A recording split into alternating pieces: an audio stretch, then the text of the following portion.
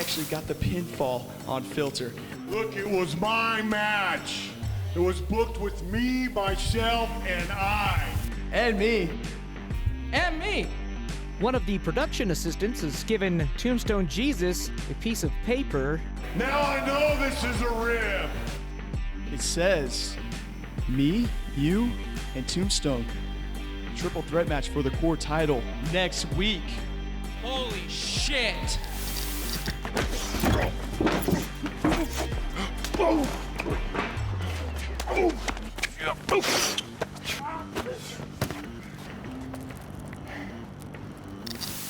All right, Glade.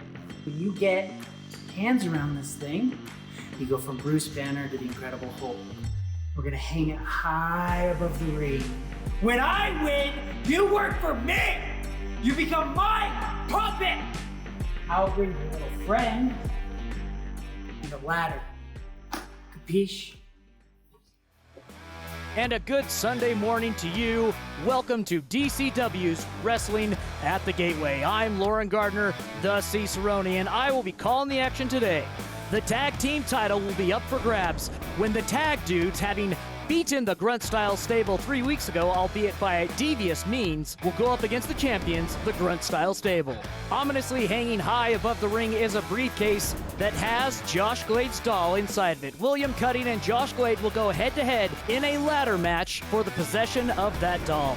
But first, in our opening bout, Tombstone Jesus must defend his core championship against his followers, the Brother Smith, who claim ownership to the title, having helped Tombstone defend it just 2 weeks ago. And out come the Brother Smith. A congenial greeting and a congenial response from the devoted faithful. Hello, Brother Austin, how are you? Brother Austin and Brother Chatwick coming out to the ring, all smiles and waves. It will be interesting to see if Tombstone Jesus greets the brethren with the same gusto that these two have for the devoted faithful right now. The brothers look pretty optimistic, I'll say that. And their opponent, from Provo Canyon, Utah, weighing in at 234 pounds of mountain metal muscle, he is the reigning and defending Devotion Championship Wrestling Core Champion, Tombstone Jesus! When Tombstone Jesus received the note from Vince Russo saying that he was going to have to defend his championship against the Brother Smith, he seemed extremely annoyed, if not angry, at the prospect of facing his disciples, Brother Austin and Brother Chatwick. In the 32 weeks that the DCW has been here on CW30, the Core Championship has been in only the hands of two men, Sin Bodhi for a very short period of time, and the rest with that man right there, the champion, Tombstone Jesus. Listen to the crowd applause, an obvious fan favorite here at DCW. Now, I don't know if it would be against the honor code of the Brother Smith to team up and ally themselves together to fight up against Tombstone Jesus, but that might be the only way that I could see it changing hands tonight. Right there is our official for this bout, sophomore referee Sean. And I don't think that Sean is going to have a hard time with these three. They're all men of honor. They're all guys you could see yourself having a beer with, or with Brother Smith, glass of milk. But right now it appears that the Brother Smith are in a bit of a dilemma as to who should first go up against their great watcher. But they need to realize this isn't a handicap match. This is a triple threat match. It's every man for himself, every man for the title. A little, oh, okay. I thought we were doing rock, paper, scissors, but no, we're doing rock, prayer. And in goes Brother Austin, who puts the brakes on extremely quick and down into a kneeling prayer position. And Tombstone balks a little bit with the penance being shown by Brother Austin. Into the corner is thrown Brother Austin and followed up right by Brother Chatwick. Are we going to see ourselves a Quichapa splash from Tombstone Jesus? Not finished and not letting up. Throwing Brother Chatwick into the corner, followed up by his companion. And Tombstone's calling for it, folks. The Sevier Splash. We got the Quichipa Splash on one side, and on the other, the Sevier Splash. Tombstone with a back elbow into the chest, and now a hip toss puts brother Chatwick down. Things are not boding well for the brother Smith. Tombstone going for a double pin. 1, 2, kicks out at 2.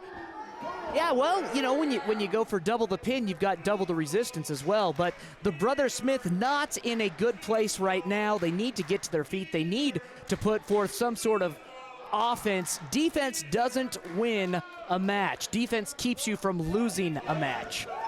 Oh, and you can hear Tombstone aggressively pitching Chatwick into the turnbuckles. Not finished with him yet. A Cedar Mountain-sized hip top. Good night.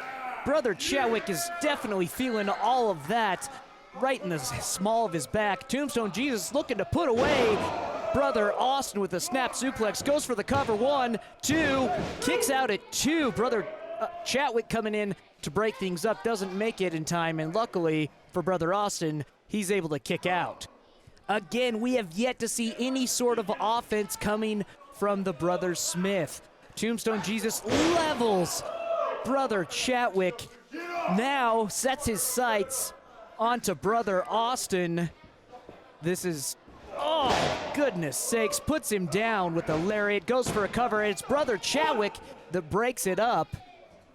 However, in doing so, makes himself vulnerable for a pinfall attempt, able to roll a shoulder up.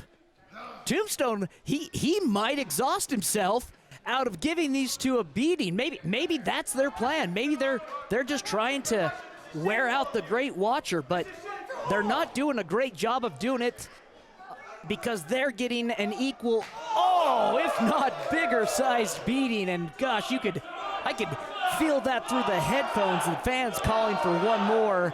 Will Tombstone deliver, or will he secede to the prayers and pleads of brother Chatwick? But tossed over again, he goes. Definitely going to be seeing a chiropractor. Oh, good night. That is a cedar break of a chop if I've ever seen one. But Tombstone is, it's Filter. Filter has emerged from backstage, and Tombstone's going to the catwalk to confront Filter. The two staring each other down. Again, this is a triple threat match, so he can't be counted out for leading the ring, but oh my gosh, Filter, you saw that elbow right into the side of the head of Tombstone Jesus. Meanwhile, the brother take each other out with clotheslines. I don't believe it. Ladies and gentlemen, I don't believe it. Devotion Championship Wrestling Core Champion, Brother Austin was checking on brother Chatwick to see if he was okay, and it inadvertently won the core championship. Oh, but it doesn't look good. Filter steps into the ring, greeting brother Austin and brother Chatwick with F-bombs in stereo.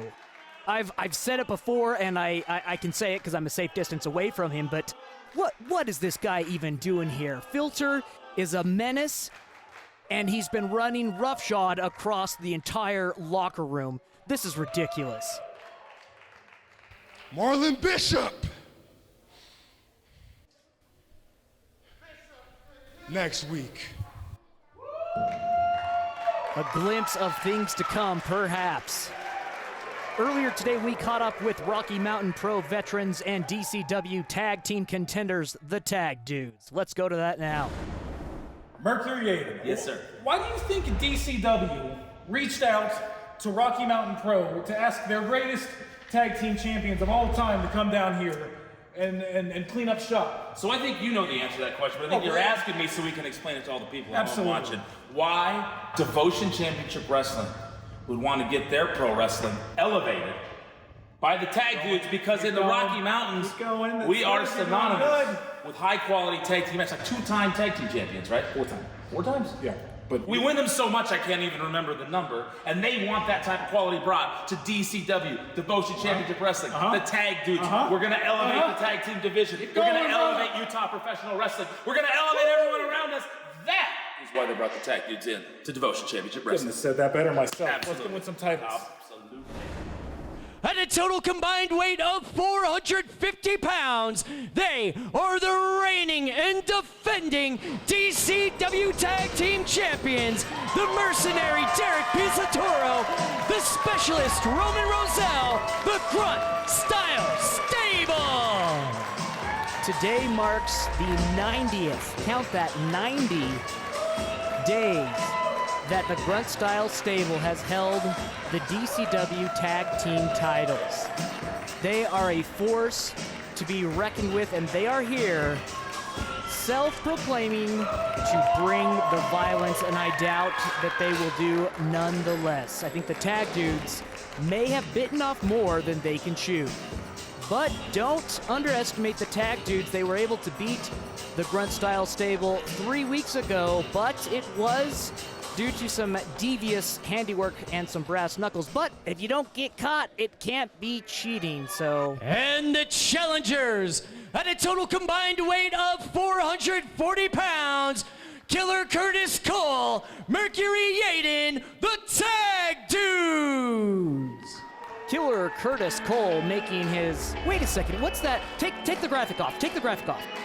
Yes, right there, you can see, oh, and Mercury Yaden covers it up while they hide. It was the brass knuckles that they employed in their last bout with the Grunt Style Stable when they worked over the ribs of the decorated former Green Beret Roman Roselle.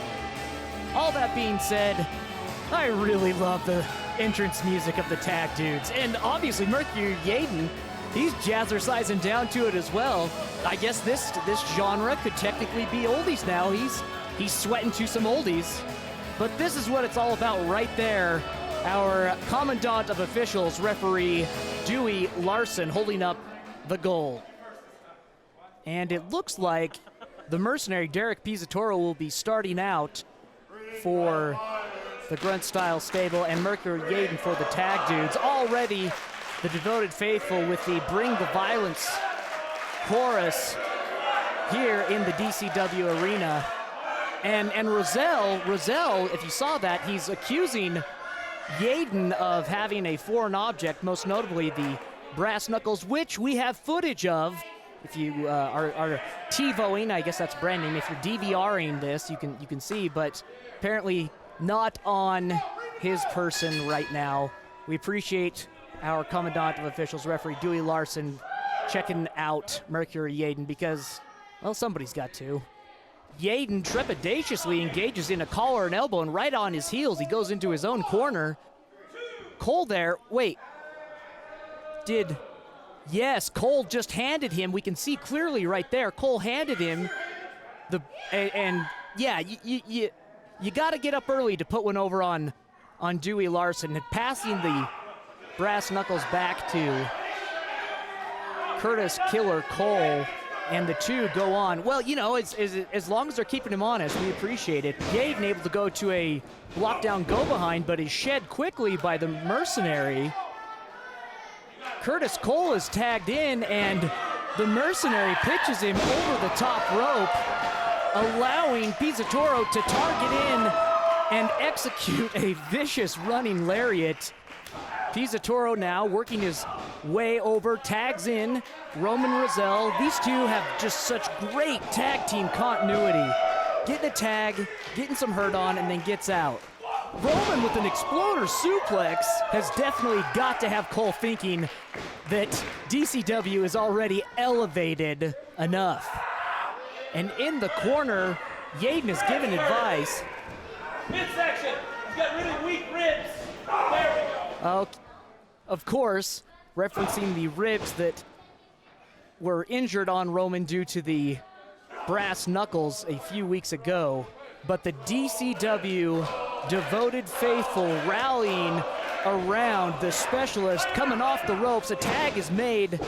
Roman goes out of the ring, and Pizzatoro delivers a handlebar lariat, putting down the mustachioed Curtis Cole.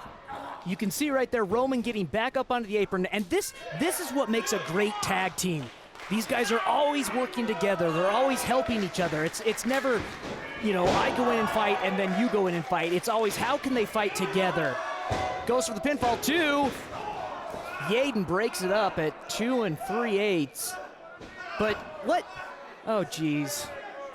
We saw this last week when Josh Glade got confused with the briefcase that Harvey Whipplebaum had, and now he's out early, not able to understand what's going on, and this allows Yaden to use the brass knuckles again on the ribs of Roman Rosell, and Glade is so hyper fixated on that briefcase that it's all that our referee can do to get Glade from not interfering in the match. However, Roman making a valiant comeback while the mercenary runs interference outside the ring and now bringing it inside the ring. And as the Green Berets coined, when you mess with the best, you die like the rest. And Mercury Yaden is experiencing that firsthand. Yaden down on his knees, unable to stay on foot, and up we see the brass knuckles in the grasp of, wait a second, what's Atiba? Atiba delivers a Zangief-esque knee hammer and then leaves the ring. What? These are fellow RMP locker room mates of the tag dudes.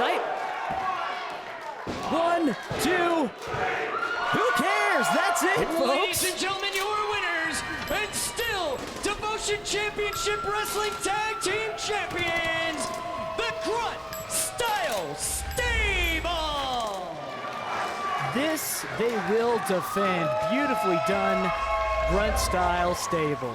I definitely don't believe that they needed the assist from the Black Horseman, but hey, don't look a gift horse in the mouth. Don't go anywhere, folks. The ladder match for the doll is next.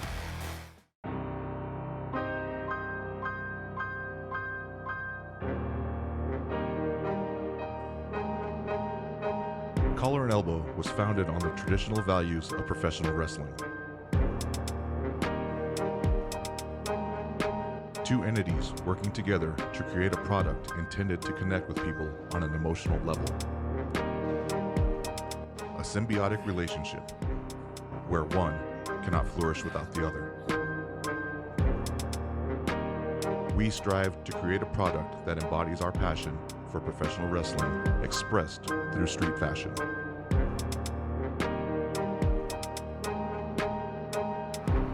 This is our company. This is our brand. For all of us who love wrestling, it belongs to us.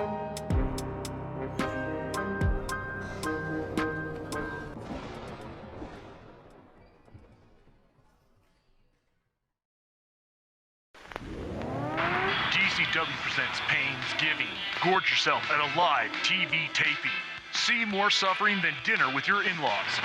But don't wait to get tickets because seating to this private event is limited. The first match starts at 7 p.m. and the doors open at 6. Way better than Grandma's cranberry sauce, this is a DCW tradition you won't want to miss. November 14th at the Painsgiving. Just what you cheese lovers have been hankering for. Tireless research, of course, is responsible for the goodness of the two ingredients. Let them work their speed magic in your kitchen. 2 boxes for 1 single red point. Just what you cheese lovers have been hankering for. I'm nervous for Big Josh tonight. That doll is very special to him. I don't know why. It's just a doll. But to each their own. I just want Josh to know that if he needs help, Lola will be there. I'll be the one with the rainbow backpack. And it's true. There's a unicorn inside it too. Come on, vámonos, let's go! From the Killing Fields, weighing in at 185 pounds, pounds, William Cutting. And his opponent, weighing in at 350 pounds, Josh Glade. And there it is above the ring, the impetus for this match. Josh Glade's doll held inside of that briefcase. Our official for the match, Kid Ref, has called for the bell. The match is underway. It will only end when one of the competitors retrieves the briefcase holding the doll above the ring. William Cutting striking the face of Josh Glade. I mean, if we're going pound for pound here, yeah, it's Josh Glade. There's no doubt in my mind. Perhaps there is now some doubt in William Cutting's mind as he receives a big old ham-fisted chop right to his chest. Oh, goodness sakes. We've obviously seen what this doll means to Josh Glade and how much he has anticipated being able to get it back in his hands again. We saw him last week coming out to the ring, mistaking the briefcase of Harvey Whipplebaum. Earlier tonight coming out, knowing where it was and not being able to get it as there was a match going on. But now, William Cutting showing Glade, reminding him of where the doll is, taking the focus off the beating that Cutting was receiving, and Glade not having the emotional separation to think clearly, to be able to grab a ladder. But instead, Cutting enters and delivers the ladder right to Glade's gut. Oh, gosh. Right across the spine, and using the ladder as a weapon legally. Glade catches the would-be battering ram and is able to shed off. Oh my gosh. Glade's bell has got to have been rung after that. Cutting coming in with a splash, and Glade, like a fractured oak, goes down, but just to a knee. Cutting taking advantage, having Glade down at a level that he is dominant. Oh, and the Butcher's hooks. Look at that, the Butcher's hooks. He's got him in deep. And again, this is legal. The only way to win the match is to retrieve the briefcase, so you can't therefore be disqualified. Glade scoops and slams Cutting into the mat. Sets the, oh no, is he? Oh geez. Scooping up William Cutting. Oh my goodness. Right across the metal rungs of the ladder. But Glade's not done. Ascending the turnbuckles onto the second rope, and a Vader bomb across the ladder. Did you hear the primal screams coming from William Cutting? Oh, he's definitely got to be rethinking his decision at this point to initiate this ladder match. Glade now pulling out a second ladder from underneath the ring.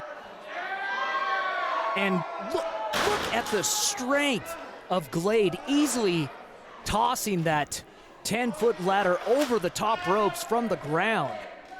Glade now setting up the ladder. I mean, he's done enough damage to William Cutting that Cutting coming back as he... Oh, Cutting has got the dang chain again. And Lola, what? Lola's out here. And now Glade falls like a felled sequoia right onto his back.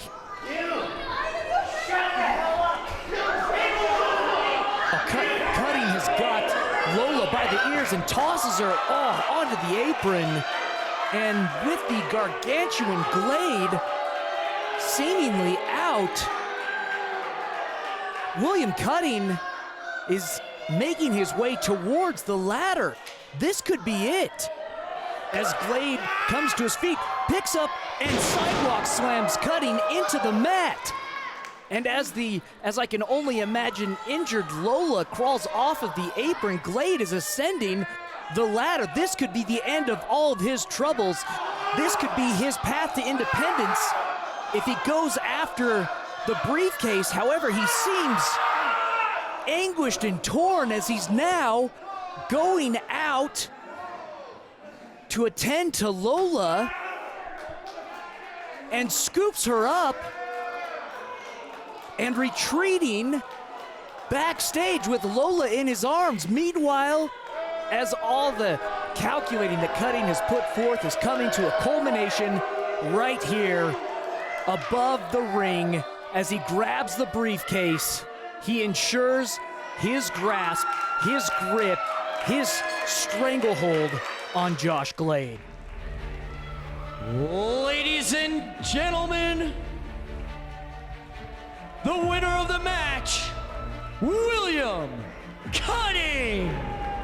A dark cloud hangs over the DCW audience right now. I can tell you the feeling is ominous. And my heart goes out to Lola and to Josh Glade as well. It truly is heartbreaking that everything could be so calculated and work exactly to Cutting's plan. Yeah, folks, I'm being told that there's been an incident that's taken place in the back of the locker room near the exit. This camera's at the back entrance to the locker room.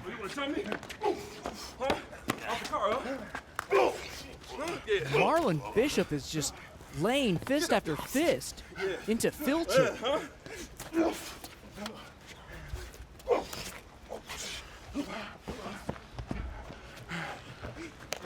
Oh my gosh.